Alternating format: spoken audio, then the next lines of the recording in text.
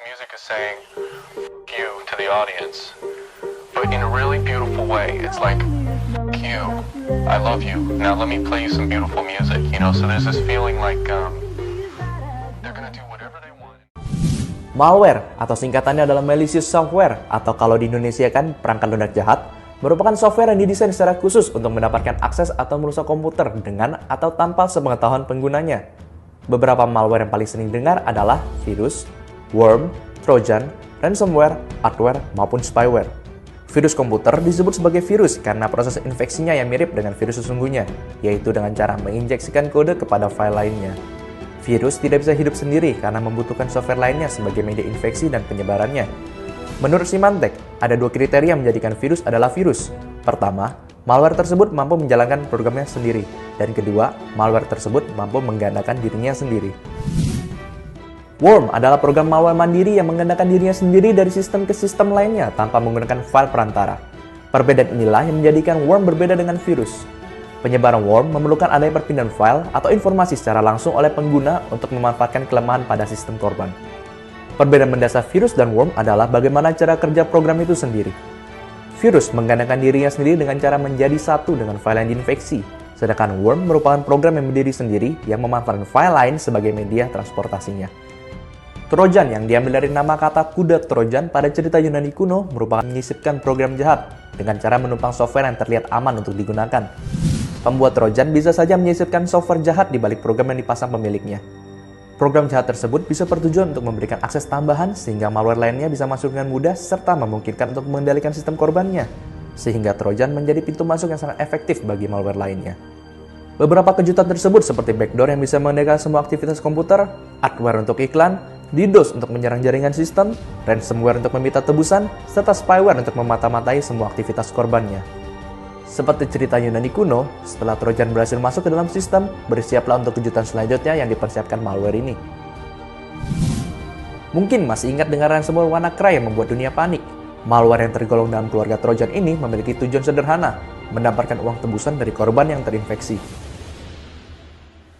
Biasanya, korban ransomware akan langsung sadar dengan keberadaan malware ini di sistemnya, karena ransomware tidak menutup keberadaannya dalam sistem, bahkan secara terang-terangan memberitahuan keberadaannya agar korban mengirimkan uang tebusan. Permasalahan dari ransomware adalah korban biasanya akan dikunci dari sistem, atau bahkan semua file di komputer akan terenkripsi, sehingga korban tidak dapat mengakses file ataupun melakukan recovery file di dalam sistem tersebut. Bentuk tebusan ransomware zaman ini dalam bentuk mata uang digital seperti Bitcoin, sehingga transaksi susah atau bahkan mustahil untuk dilacak. Dan yang membuat ransomware menjadi lebih buruk adalah tidak adanya kepastian bahwa membayar tebusan akan melepaskan sistem tersebut. Spyware yang termasuk dalam keluarga Trojan memiliki satu dan hanya satu tujuan, memata-matai korbannya. Di dunia yang serba digital ini, data digital menjadi sangat berharga dan dalam kasus tertentu dapat mengakibatkan kerugian yang sangat besar, terutama dalam hal finansial. Dengan industri e-commerce yang semakin populer di dunia, menjadikan spyware salah satu malware yang perlu diperhatikan, terutama saat pengguna memasukkan informasi finansial seperti informasi kartu kredit. Karena sifatnya yang hanya untuk memata-matai, spyware relatif sulit terdeteksi karena tidak membuat perubahan besar pada sistem. Spyware juga bisa dipasang secara sengaja dalam sebuah organisasi sebagai cara untuk memonitor aktivitas pekerjanya. Jika sahabat ulasan pernah mendengar keylogger, software jenis ini tergolong dalam spyware karena memata-matai input device seperti keyboard. Adware atau Advertising Supported Software merupakan malware yang murni bertujuan untuk menghasilkan pendapatan dari iklan. Ciri-ciri adware terlihat sangat jelas, seperti munculnya pop-up Windows yang berisikan iklan setiap kali korban menyalakan komputer dan iklan tersebut akan muncul secara berkala. Adware sendiri diprogram untuk mengumpulkan informasi jejak digital korbannya sehingga bisa diperdagangkan sebagai basis data preferensi iklan korban. Meskipun adware relatif tidak merusak, tetapi adware menjadi sangat mengganggu karena mempengaruhi performa komputer serta bandwidth jaringan untuk mengakses iklan tersebut. Penyebaran malware biasanya terjadi akibat kelalaian pengguna dan jarang sekali menginfeksi komputer korban kecuali memang korban menjadi target serangan spesifik. Kelalaian pengguna yang dimaksud seperti mendownload file atau software dari internet seperti game atau aplikasi bajakan atau bahkan melalui situs yang mencurigakan. Penyebaran paling umum lainnya adalah melalui software bajakan. Sebagai contoh, game bajakan bisa saja berisikan trojan sehingga menjadi pintu masuk malware lainnya. Sebenarnya masuk akal penyebaran cara seperti ini, karena tidak mungkin ada orang yang sukarela menghabiskan waktunya hanya untuk membuat orang lain dapat bermain secara gratis. Penyebaran dengan flash disk tentu menjadi cara yang paling lamban, tapi paling efektif, karena korban dengan sukarela menempelkan flash disk pada sistem miliknya. Hal paling penting dalam mencegah masuknya malware ke dalam sistem komputer adalah dengan melakukan pembaruan rutin sistem operasi serta software lainnya seperti Adobe Flash dan Java. Karena pembuat malware biasa mengincar celah keamanan yang sudah diketahui tapi belum ditambal oleh penggunanya.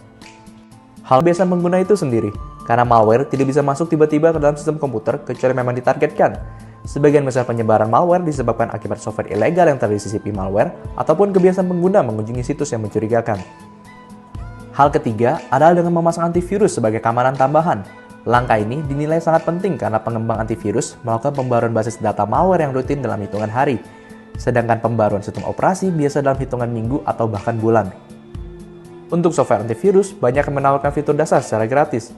Sebut saja software lokal Smadaf yang cukup digemari para pecinta freeware. Lalu ada Avast, AVG, Kaspersky, dan banyak lainnya. Sedangkan beberapa fitur tambahan pada antivirus berbayar meliputi fitur perbankan untuk mengurangi ancaman pencurian data perbankan, website monitoring untuk mengawasi website yang dibuka dari data berbahaya, network monitoring untuk menangkal penyebaran malware dari jaringan komputer. Sudah tentu, best practice dalam menghadapi malware adalah berusaha mencegah dibanding mengobati. Selalu periksa pembaruan sistem komputer kalian dan backup data kalian secara berkala. Like jika kamu suka video ini, dan